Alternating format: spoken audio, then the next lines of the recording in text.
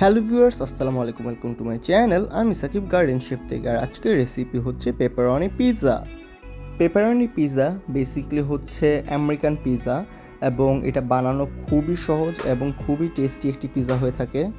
আজকের পিৎজাটি বানানো হচ্ছে বিফ দিয়ে। আপনারা চাইলে এটাকে চিকেন দিয়েও বানাতে পারেন এবং নতুন কিছু ভিডিও দেখতে চান সেটা আমাদেরকে কমেন্ট করে জানাবেন। তো কথা না বাড়িয়ে তো চলুন ভিডিওটি শুরু করা যাক।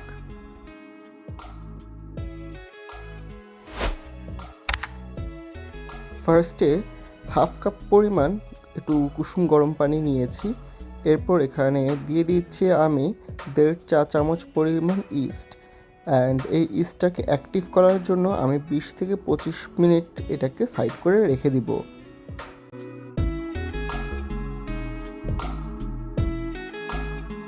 দুইটা পিৎজার জন্য 3 কাপ পরিমাণ ময়দা নিয়েছি এখানে আমি। এরপর এখানে আমি দিয়ে দিচ্ছি হাফ টেবিল স্পুন পরিমাণ লবণ, সাথে দিয়ে দিচ্ছি 1 টেবিল চামচ পরিমাণ চিনি এবং 2 থেকে 1.5 টেবিল চামচ পরিমাণ দুধের গুঁড়া। এরপর এখানে দিয়ে দিচ্ছি আমি 1/3 কাপ পরিমাণ তেল। এরপর এটাকে ভালো করে মিক্স করে নিব। মিক্স করে তারপর এটাকে পারফেক্টলি একটা ডোর শেপ দিয়ে দিব।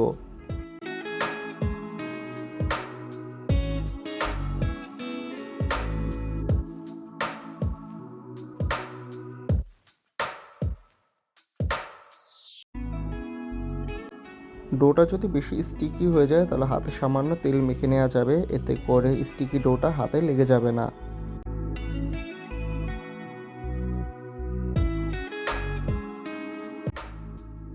ভালো করে ডোটাকে রেডি করে একটু গরম স্থানে বা চুলার পাশে প্রায় 2 থেকে 2.5 ঘন্টার জন্য রেখে দিলে ডোটা ফুললি ফ্লাফি হয়ে যাবে। এখন পেপারনি পিৎজা বানানোর জন্য টপিংসগুলো নিয়ে নিব। সো এখানে আমি একটি পিৎজার জন্য 2টি মাশরুম নিয়েছি। আমার 2টি মাশরুম সম্পূর্ণ লাগবে না, 1টি মাশরুম দিয়ে হয়ে যাবে। এখন এটাকে পাতলা পাতলা করে স্লাইস করে নিচ্ছি। অ্যান্ড স্লাইসগুলো দেখতেই পাচ্ছেন যে কীরকম করে আমি কেটে নিয়েছি এবং এটার পুরুত্বটাও দেখতে পাচ্ছেন। এরকম করে মাশরুমগুলো কেটে নিলে হবে। মাশরুমগুলো যেহেতু ক্যান্ড থাকে যার কারণে এগুলোতে একটি স্মেল করে এবং এর জন্য পানিতে সামান্য পরিমাণ একটু লবণ দিয়ে এই মাশরুমগুলোকে 1 থেকে 2টা বয়েল পর্যন্ত একটু সিদ্ধ করে নিলেই হয়ে যাবে। এতে মাশরুমের স্মেল তো দূর হবেই, মাশরুম একটু সামান্য সফট হবে এবং বেক করার পরে খেতেও ভালো লাগবে।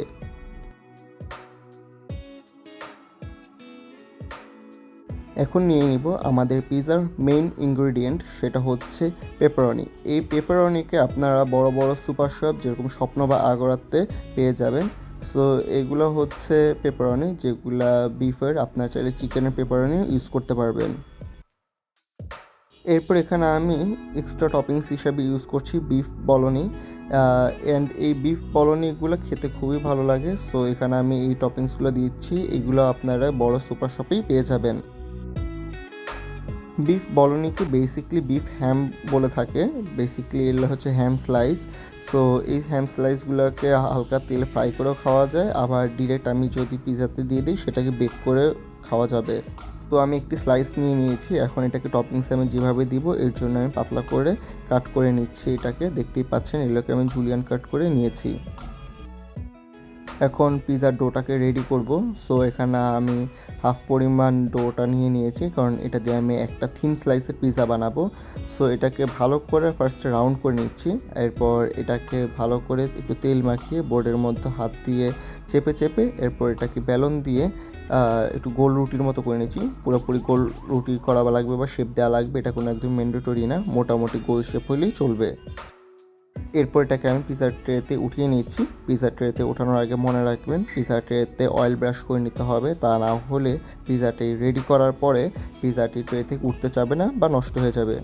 এরপর পিৎজা সস মাখানোর আগে এখানে আমি ভালো করে এটাকে কাঁটা চামচ দিয়ে এভাবে গুঁতো দিয়ে দিচ্ছি বা ফুটা করে ফেলছি, যার কারণে এটা যখন বেক হবে তখন এর ভিতরে যে এক্সট্রা বাবলটা সেটার কারণে পিৎজাটা যাতে ফুলে না যায়। এরপর দিয়ে দিচ্ছি পিৎজা সস। পিৎজা সসের ভিডিও লিঙ্ক ডিসক্রিপশনে দেওয়া থাকবে। এই পিৎজা সসকে আপনারা ঘন বা পাতলা করেও বানাতে পারেন, সেটা আপনাদের চয়েসের উপরে থাকবে। এরপর পিৎজা সসটাকে ভালো করে মাখানো হয়ে গেলে আপনারা এখানে মোজারেলা চিজ দিয়ে দিবেন। আগে বলে রাখি, এখানে পিৎজাতে আপনার টমেটো সস বা কেচাপ ইউজ করবেন না, এতে করে পিৎজার টেস্টটা নষ্ট হয়ে যাবে এবং খেতে একদম ভালো লাগবে না। এরপর এখানে আমি সামান্য পরিমাণ অরিগ্যানো এবং গোলমরিচের গুঁড়া দিয়ে দিচ্ছি। আপনারা চাইলে এখানে চিকেন পাউডারও ইউজ করতে পারেন। এরপর এখানে দিয়ে দিচ্ছি আমার পিজার মেইন ইনগ্রেডিয়েন্ট, সেটা হচ্ছে এই পেপারনি। এখানে আমার একটা 12 ইঞ্চির পিজা বানাতে 10 থেকে 12 পিসের মতো আমার পেপারনি লাগছে। পেপারনি দেওয়া শেষ হয়ে গেলে আমি এখানের গ্যাপগুলোতে মাশরুম দিয়ে দিচ্ছি, তাহলে আমার পিজার কোনো অংশ খালি থাকবে না। কিন্তু এই মাশরুম বা এই হ্যাম যেটাই আমি এক্সট্রা দিচ্ছি সেগুলো হচ্ছে অপশনাল, সেগুলো আপনার দিলেও চলবে, না দিলেও চলবে।